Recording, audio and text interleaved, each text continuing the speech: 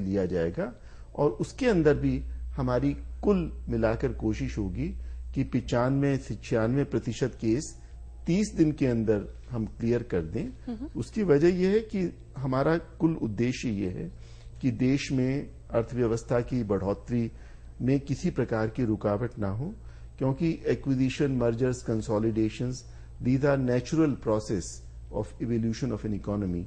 और देश में जो एफडीआई, फॉरेन डायरेक्ट इन्वेस्टमेंट आ रहा है, उसमें भी किसी प्रकार की बाधा ना पड़े, अवरुद्ध ना हो, तो देश में इन्वेस्टमेंट की गति को कोई रुकावट ना हो।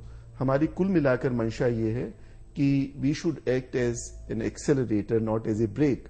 And why I say so, क्योंकि जो इसका मेन फायदा एक सारी दुनिया में जाना गया है वो ये है कि इससे एक लीगल सर्टेनिटी हो जाती है। क्योंकि जब भी कोई इस प्रकार के मर्जर और एक्विजिशन करती है कंपनी, तो उनको एक बात का खदशा रहता था, एक डर रहता था कि कल को कोई बाद में उनका कोई कॉम्पिटिटर या कोई पब्लिक के नुमाइंदे उसके मर्जर को चैलेंज ना कर दे कि एंटी कॉम्पिटिटिव था।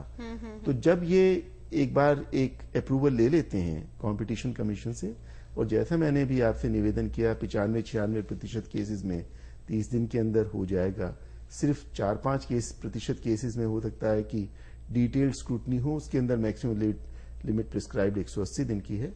लेकिन उन सारी बातों में हमारी कुल मिलाकर कोशिश यही रहेगी कि सिर्फ उन्हीं मामलों को देखें जिसमें कि वाकई में कंज्यूमर के हितों के खिलाफ कोई बात हो रही है, और बाकी मामलों में बिल्कुल अक्रॉस द टेबल या जल्दी से जल्दी कर दें। और ग्लोबली भी यही होता है। एक बात और मैं छोटी सी बता दूं कि आप मिसाल के तौर पे, क्योंकि कुछ भ्रांति है इसके बारे में कि देर हो जाती है, जैसे सत्यम के बारे में, जब टेक महिंद्रा का सत्यम से हुआ, मैं एक मिसाल दे रहा हूं, तो जर्मनी में उसकी क्लियरेंस 1 दिन में हो गई, जस्ट 1 डे।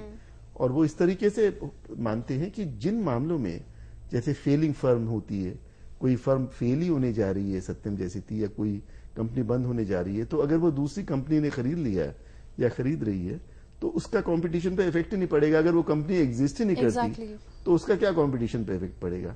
तो कुल मिलाकर सारी कंपटीशन रिजीम्स वर्ल्ड ओवर यही देखती हैं कि अगर तो वाकई में कंज्यूमर के हित में कोई बात दुष्प्रभावित हो रही है या कंपटीशन पर कोई एडवर्स इफेक्ट हो रहा है, तब तो वो इंटरफियर करते हैं, अदरवाइज वो अक्रॉस द टेबल जल्दी से जल्दी दे देते हैं। तो सर यहाँ पे हालांकि आपने बहुत अच्छी तरह, बहुत डिटेल में समझाया कि किस तरह से कंज्यूमर के हित में ये नया लॉ भी रहने वाला है जो मर्जर्स और एक्विजिशंस को लेकर है।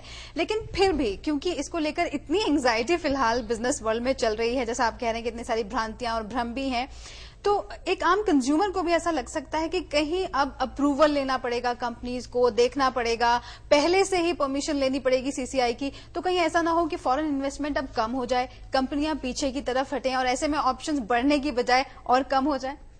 नहीं, ऑन द कॉन्ट्रेरी, ये मर्जर्स और एक्विजिशंस को जब हम स्क्रूटिनाइज या स्क्रीन करेंगे तो कंज्यूमर के हित में ही करेंगे, कंज्यूमर के हितों की सुरक्षा के लिए करेंगे।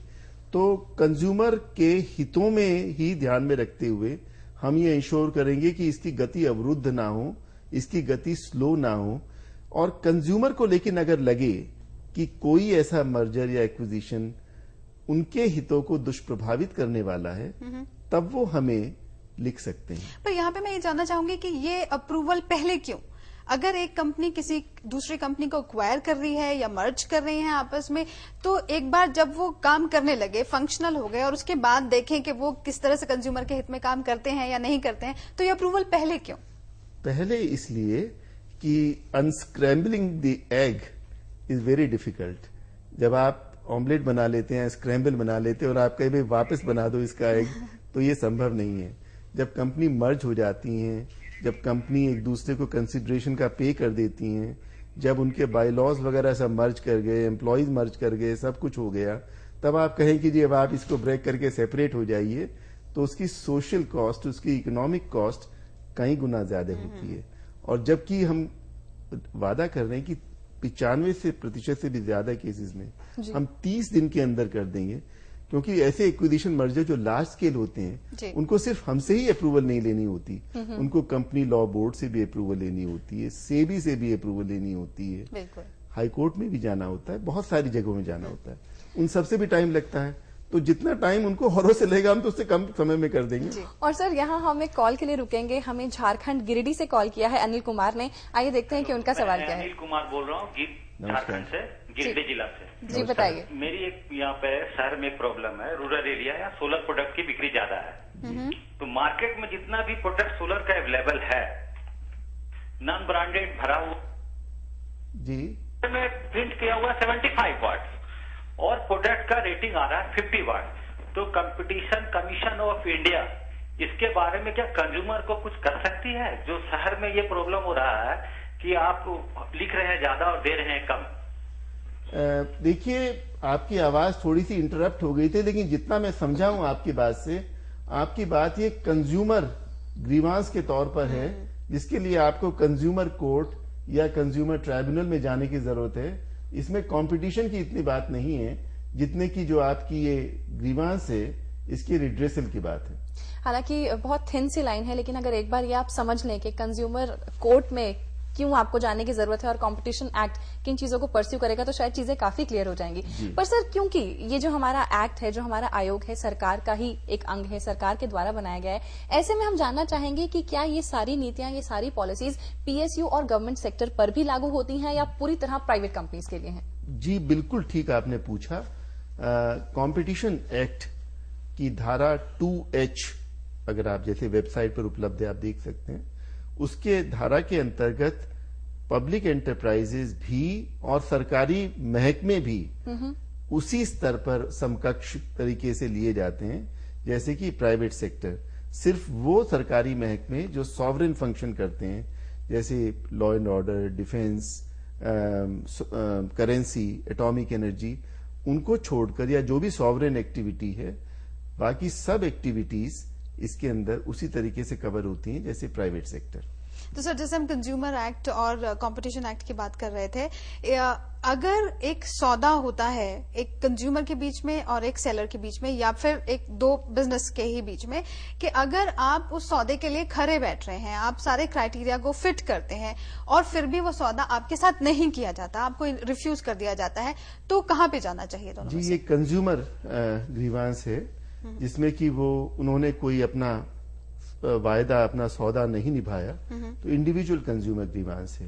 कंपटीशन की बात दूसरी है जिसमें कि कंपनीज आपस में मिलकर कुछ ऐसी बात करें, उनका बिहेवियरल एस्पेक्ट है जिससे कि मार्केट में कंपटीशन एडवर्सली इफेक्ट हो। तो सर, अगर हम प्रेजेंट इकोनॉमिक्स को देखें, इंडियन सिनेरियो में अगर हम मार्केट देखें, तो दो सेक्टर्स ऐसे निकल कर आते हैं, हेल्थ और एजुकेशन, जिनका स्कोप बहुत ज्यादा है, जो पहले के मुकाबले काफी अच्छे तरीके से बढ़ रहे हैं। इनफैक्ट ये देखा जाए, अगर हम 15 साल 10 साल पुरानी बात करें, तो हॉस्पिटल्स हो या एजुकेशनल इंस्टीट्यूट्स हो, इतना खुलकर आप एड्स नहीं दे सकते थे, लेकिन अब बड़े अच्छे तरीके से उनकी मार्केटिंग की जाती है, बाकायदा आपको बुलाया जाता है। तो अगर हम इन दो सिनेरियो की बात करें, दो सेक्टर्स की बात करें, हेल्थ और एजुकेशन, तो ऐसे में क्या आपको लगता है कि क्या कॉम्पिटिशन इश्यूज हो सकते हैं, कीपिंग द ट्रेंड, इस बात को ध्यान में रखते हुए कि फ्यूचर में बहुत अच्छा स्कोप है इनका ग्रो करने का? बिल्कुल ठीक आपने कहा। कंपटीशन बहुत व्यापक एक इंस्ट्रूमेंट है जिसका कि फायदा सभी सेक्टर्स में हो सकता है, और जो आपने सेक्टर्स का जिक्र किया, हेल्थ या एजुकेशन, ये डिलीवरी ऑफ सर्विसेज से संबंधित हैं, जनहित की बातें हैं, इनमें तो बहुत सारे इश्यूज हो सकते हैं जो कंपटीशन के हैं। मैं मिसाल के तौर पर आपसे अर्ज करूं, और मैं ये नहीं कहता कि ये होंगे, लेकिन मिसाल के तौर पर अगर टाइड इन सेल कुछ चीजों की हो, हेल्थ की बात ले लीजिए, अगर कहीं ये प्रैक्टिस है कि आप डॉक्टर के पास जाते हैं और डॉक्टर आपको कंपल्सरीली एक जगह पर डायग्नोस्टिक टेस्ट के लिए रेफर करता है और आपको चॉइस नहीं है कि आप कहीं भी जाकर कर लें, तो एक कंपटीशन इश्यू बन सकता है। अच्छा। या स्कूल में अगर आपको कहा जाए कि आप यूनिफॉर्म या किताबें एक ही दुकान से खरीदें और आपको चॉइस नहीं है, अगर और जगह अवेलेबल हैं और आपको उसी क्वालिटी की, उसी तरीके की अवेलेबल हैं और वो नहीं आपके लिए एक ऑप्शन अवेलेबल है, तो एक कंपटीशन इशू हो सकता है। लेकिन आपने चूंकि इसका जिक्र किया, तो मैं जरा सा इसको और एक्सपेंड करूं इस बात को कि कंपटीशन के बहुत सारे फायदे होते हैं, क्योंकि कंपटीशन कंज्यूमर सेंट्रिक है, कि कंज्यूमर के हितों की सुरक्षा हो, कंज्यूमर को ज्यादा चॉइस हो और कोई भी कंज्यूमर के चॉइसेस को, हितों को अवरुद्ध ना करे, उसको रिस्ट्रिक्ट ना करे। अब मिसाल के तौर पर आप एग्रीकल्चर को ले लीजिए, जो देश का एक रीढ़ की हड्डी है एग्रीकल्चर, किसान की और एक कंज्यूमर की हर चीज में जरूरत होती है। तो अगर आप देखें उत्पादन से, कृषि उत्पादन से लेकर, और हम सब कंज्यूमर हैं, वहां तक पहुंचने तक जो चीज उसको अगर किसान को 100 रुपए की पड़ती है, मतलब 100 रुपए उसको मिलते हैं बेचने के बाद में, तो कंज्यूमर तक आते आते वो 250-300 रुपए की हो जाती है। तो सर यहाँ पे एक कॉल ले लेते हैं, हमारे एक दर्शक काफी देर से इंतजार कर रहे हैं। अमन ने हमें दिल्ली से कॉल किया है। जी अमन, पूछिए सवाल। सर मेरा ये क्वेश्चन ये, आपको ये नहीं लगता कि रेलवे अपनी डोमिनेंट पोजीशन का मिसयूज कर? Good evening sir. दोबारा बोलिए अमन जी, आवाज रुक रही है, दोबारा बोलेंगे। हेलो जी बोलिए सर। मेरा क्वेश्चन ये है कि आपको ये नहीं लगता कि रेलवे अपनी डोमिनेंट पोजीशन का मिसयूज करती है जब भी हम, हेलो जी बोलिए बोलिए। आप अपने टीवी का वॉल्यूम कम करके बोलिए अमन। जब भी हम लोग IRCTC की टिकट साइट पर टिकट बुक करने जाते हैं, टिकट कभी बुक नहीं होती और हमेशा वेटिंग लिस्ट में बुक होती है टिकट। इनकी शिकायत रेलवे से है। ये कह रहे हैं कि रेलवे कुछ नाजायज फायदा उठाती है, क्योंकि जब भी ऑनलाइन आप टिकट बुक करने की कोशिश करते हैं तो हमेशा आपको वेटिंग में नंबर मिलता है, जिस वजह से शायद तत्काल के ऑप्शन पर आपको जाना पड़ता है और ये उससे जरा खफा लगते हैं।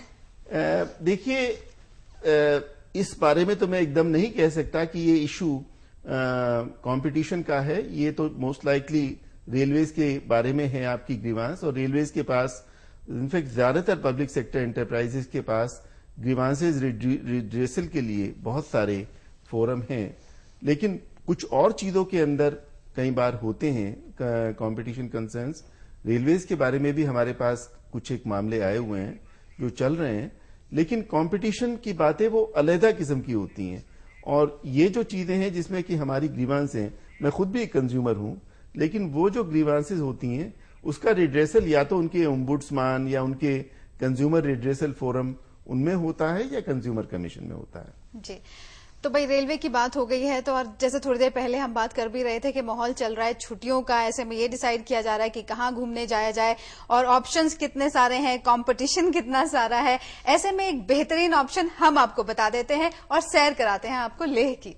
वाह,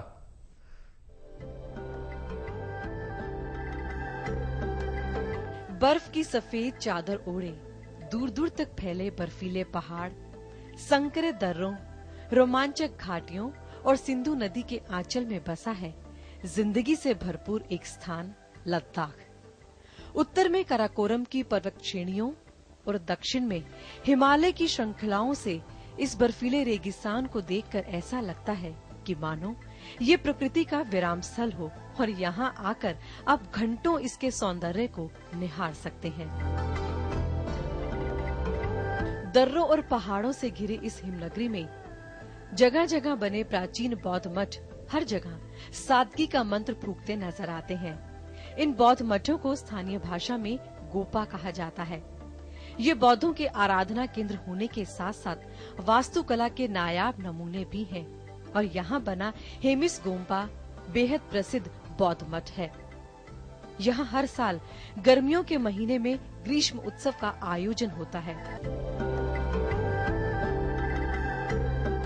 गोम्पा में बहुमूल्य और कलात्मक वस्तुएं, आकर्षक चित्र, मुखौटे, वाद्य यंत्र और मूल्यवान मूर्तियां देखने को मिल जाती हैं।